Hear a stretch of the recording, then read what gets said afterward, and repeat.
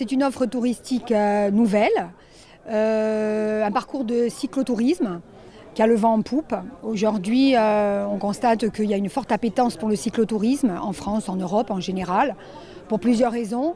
D'abord parce que c'est une découverte patrimoniale, patrimoine naturel mais aussi culturel, que c'est de la mobilité douce, donc il y a une empreinte environnementale qui est relativement faible, même très faible, et que ça génère potentiellement des activités économiques, des emplois, et également évidemment du chiffre d'affaires pour les entreprises qui offrent des services dans ce domaine-là. Ce parcours il a été tracé en accord avec les offices de tourisme, avec les professionnels, avec des fédérations qui se sont impliquées.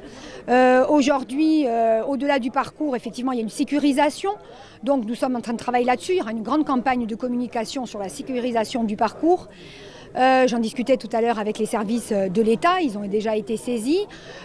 Concomitamment, le service des routes de la collectivité est fortement impliqué parce qu'il faut une signalétique, et une signalétique qui est normée. Les panneaux, le marché vient d'être passé, les panneaux seront posés à l'automne.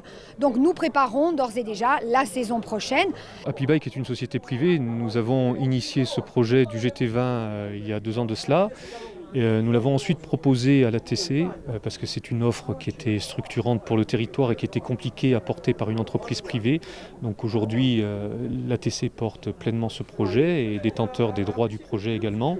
Et nous avons accompagné ce projet aussi grâce à un partenariat avec l'entreprise Bosch qui a placé des stations de recharge dans des établissements hôteliers en Corse tout le long du parcours du GT20.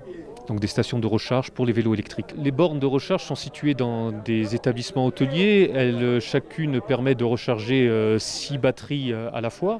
Ce qui est intéressant quand des groupes cyclistes arrivent dans l'hôtel, que ce soit pour faire une pause déjeuner, pour poursuivre la montée d'un col ou d'autres choses, ils peuvent recharger rapidement en utilisant ces bornes, recharger rapidement leur vélo à assistance électrique. Vous avez parlé de bagages, vous réfléchissez peut-être aujourd'hui à un transporteur qui pourrait transporter les bagages d'étape à étape? Alors l'intérêt du GT20, c'est que certainement va venir se greffer sur ce projet tous les acteurs privés dans différents secteurs, que ce soit l'hôtellerie, on en a parlé, la restauration aussi, mais aussi les transporteurs, parce qu'il va y avoir une nouvelle offre qui arrive sur le marché avec de l'itinérance. Donc on part à vélo assistance électrique, c'est un petit peu comme le GR20.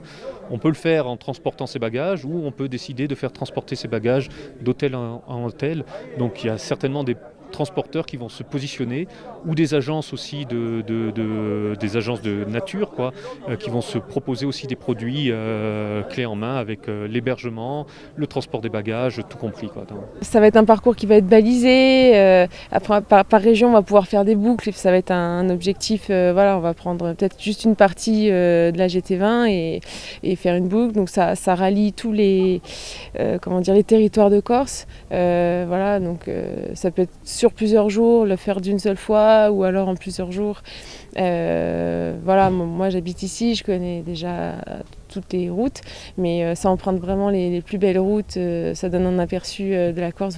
C'est surtout bien sûr pour les cyclotouristes, je pense que ça va vraiment apporter un plus, comme le GR20 apporte à la randonnée. Là, les cyclotouristes vont pouvoir venir faire la GT20. Il y a 12 étapes entre 50 et 60 km. Donc voilà, quelqu'un qui fait un peu de vélo peut très bien venir se faire 12 jours de cyclo-tourisme.